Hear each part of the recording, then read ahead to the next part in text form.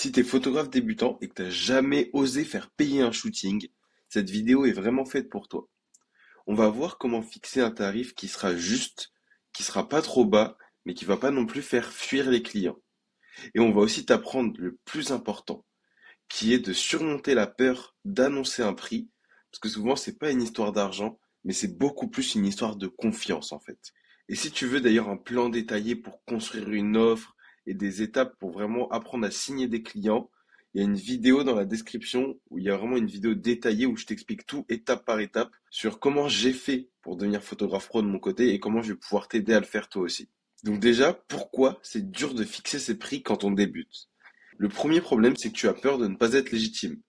Tu penses que tu n'as pas encore le niveau technique, le niveau artistique, l'expérience qui permet de recevoir de l'argent en échange de tes photos. Et c'est ce qu'on appelle le syndrome de l'imposteur. C'est-à-dire que tu ne devrais pas recevoir de l'argent, tu te sentirais inconfortable avec ça, etc. En plus, tu as un manque de repères, t'es pas encore habitué avec le fait de prendre des photos, de gérer un client, etc. Et tu as aussi peur du rejet et de paraître trop cher, c'est-à-dire tu as peur d'annoncer un tarif et de te faire rejeter par rapport à ce tarif, que la personne dise ah c'est trop cher. Parce qu'en fait, tu associes le fait qu'on rejette ton tarif et ton offre avec le fait qu'on rejette toi et ton art et ta photo. Et en fait, tu vivrais très mal le fait qu'on rejette tes photos parce que c'est ta passion, c'est totalement normal. Sauf qu'il faut comprendre que quand quelqu'un rejette ton offre que tu lui fais, ton offre commerciale, en fait, il va pas rejeter tes photos et ton art, il rejette uniquement l'offre commerciale globale et la valeur que tu lui as communiquée à travers tes photos, plus le prix, plus ce que tu lui as expliqué au niveau du speech. Mais ce qu'il va rejeter, c'est pas du tout les photos, c'est vraiment la valeur qu'il a perçue de ton offre globale. Et globalement, tu crois que ton niveau technique définit ton tarif, alors que c'est totalement faux. Je connais des photographes qui vont chiffrer des shootings à moins de 100 euros, alors qu'ils ont vraiment des niveaux techniques exceptionnels, etc.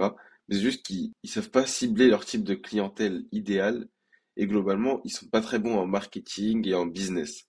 Alors qu'il y a d'autres photographes qui ont un niveau technique assez médiocre, même certains qui shootent uniquement en automatique, et pourtant, ils peuvent chiffrer des shootings à plusieurs milliers d'euros, parce qu'ils savent exactement avec qui ils ont envie de travailler, ils savent exactement comment communiquer autour des photos, communiquer sur ce que les photos vont apporter au client. Et du coup, le client va être prêt à mettre plus d'argent, à plus investir pour avoir les photos et le retour sur investissement associé à ces photos. Donc là, tu vas me dire, ok, je suis légitime pour prendre des photos en échange d'argent, mais du coup, quel tarif je vais mettre et pourquoi je vais mettre un tarif, comment je vais mettre un tarif? Et ben, l'objectif au départ, c'est pas du tout de chercher le prix parfait. Parce que le prix parfait, en fait, c'est le prix d'un photographe qui est déjà rodé, et c'est surtout le prix d'un photographe qui a besoin de cet argent pour vivre. Mais sauf que toi, pour l'instant, t'as pas besoin de cet argent, vu que t'as pas encore gagné d'argent avec ces photos.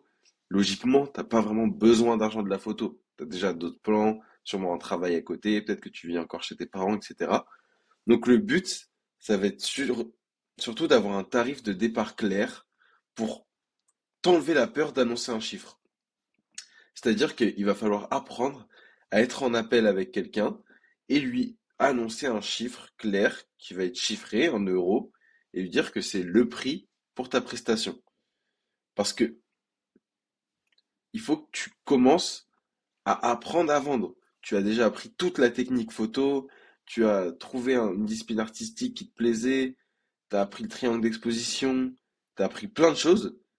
Il voit pas pourquoi t'irais pas apprendre à vendre en fait.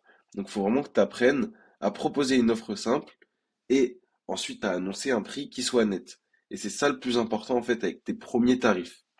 Du coup, le but c'est juste de te mettre en condition pour apprendre à vendre parce que c'est comme apprendre la technique en photo. La vente c'est quelque chose à part entière qui s'apprend et c'est ce qui va faire passer un photographe talentueux à un photographe talentueux qui sait vendre et qui du coup chiffre bien, à vivre arrive à vivre convenablement de sa photo. Maintenant que tu sais que le but c'est surtout juste de savoir donner un tarif, comment fixer un tarif de départ pour les premières prestations photo? Et le but déjà c'est de voir là, ce que tu as proposé à ton client et d'estimer le temps de travail global. Donc shoot, retouche, déplacement, etc. Une fois que tu auras ce temps qui sera en heures, Et là, tu auras vraiment une première idée du volume en fait horaire que va te prendre la prestation de A à Z. Et ensuite, il va falloir choisir un tarif que tu peux annoncer sans stress. Donc, faut vraiment que tu sois très à l'aise avec le montant que tu vas annoncer. Et c'est pour ça que je te recommande et que je recommande vraiment à tous mes élèves de commencer avec un tarif assez bas, même si c'est 15 euros de l'heure. Mais le but, c'est vraiment d'être à l'aise, d'être 100% aligné avec ce tarif pour pouvoir l'annoncer sans aucune peur, sans trembler, tu vois. Et du coup, pour ce premier tarif, faut vraiment pas que tu te compares aux autres. Parce qu'il y a certains photographes débutants qui vont vraiment proposer des prestations à des prix ridicules, genre 15 euros, 20 euros, etc. Et toi, si t'es à 15 euros de l'heure, franchement, ça va te prendre au moins 2 heures de boulot, mais souvent ça va te prendre au moins 3 heures et quelques de boulot, donc tu seras souvent à la prestation autour de 50 euros. Donc, faut pas que tu te compares aux autres et faut que tu calcules le prix de ta prestation en fonction de ton taux horaire et ça sera le prix juste. Même si tu verras plus tard avec l'expérience, avec ta carrière, que parfois le taux horaire, c'est pas le meilleur moyen pour calculer un tarif, mais que parfois il faut calculer par rapport à la valeur que tu apportes. Mais pour le moment, c'est vraiment la meilleure méthode. Donc, te compare pas aux autres, surtout, fais en fonction de toi, ton taux horaire et le nombre d'heures que ça va te prendre, et ajuste avec l'expérience. Avec le temps, tu vas faire monter tes prix, monter tes prix, monter tes prix, monter tes prix, et un jour, tu verras que tu vas arriver à la limite d'élasticité du marché, ça s'appelle, c'est-à-dire que tu auras mis un prix trop haut, et que le nombre de clients que tu vas perdre avec cette montée de prix ne sera pas compensé par la montée du tarif, justement. C'est-à-dire que tu gagneras moins d'argent que quand tu priçais moins haut. Et du coup, là, c'est-à-dire que tu seras arrivé à la limite d'élasticité du marché et plutôt en fait à la limite d'élasticité de ton marché. C'est-à-dire que par rapport aux clients que tu vises, à ton niveau technique actuel, à ta communication actuelle, eh ben, ce sera pas rentable en fait d'avoir fait cette montée de prix. Donc, il faudra redescendre, changer des choses dans ton positionnement, dans ton niveau, etc. pour pouvoir te permettre de monter tes prix encore. Et vraiment, ce que tu dois retenir, c'est que le bon tarif au départ, c'est juste celui que tu peux dire à voix haute sans rougir. Le reste, pour l'instant, c'est du flan parce que t'as pas besoin de cet argent et tu as juste besoin d'apprendre à vendre en fait. Maintenant, tu vas me demander, mais comment je fais pour annoncer ce tarif sans rougir et sans me justifier?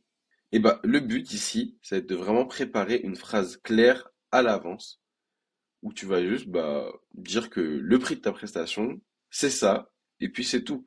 En fait, t'as pas besoin de dire beaucoup de choses, tu as juste besoin de préparer une phrase de base comme ce shooting représente un investissement de 80 euros, retouche comprise. Bon, c'est tout.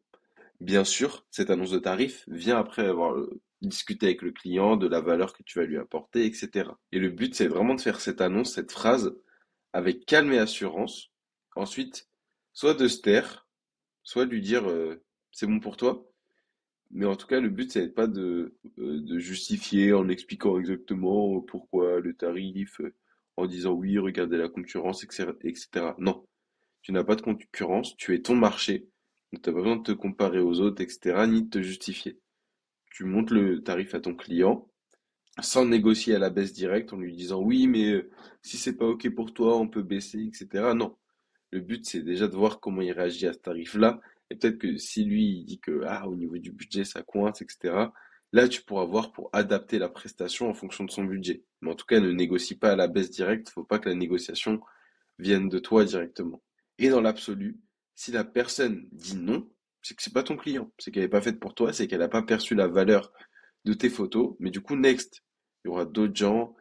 Il faut peut-être que tu adaptes ton marketing, etc. Mais il y aura des gens qui seront intéressés par tes photos.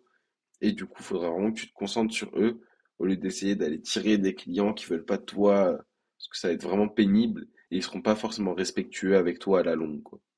Donc voilà, tu as eu vraiment toutes les étapes qui vont te permettre de fixer un prix quand tu débutes en photo.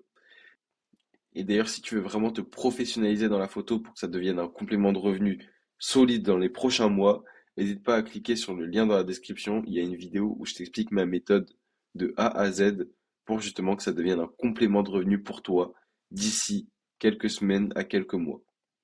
On se retrouve de l'autre côté, je t'explique tout dans la vidéo. Sur ce, n'hésite pas à t'abonner si tu veux plus de vidéos comme ça, à liker et on se retrouve dans la prochaine vidéo.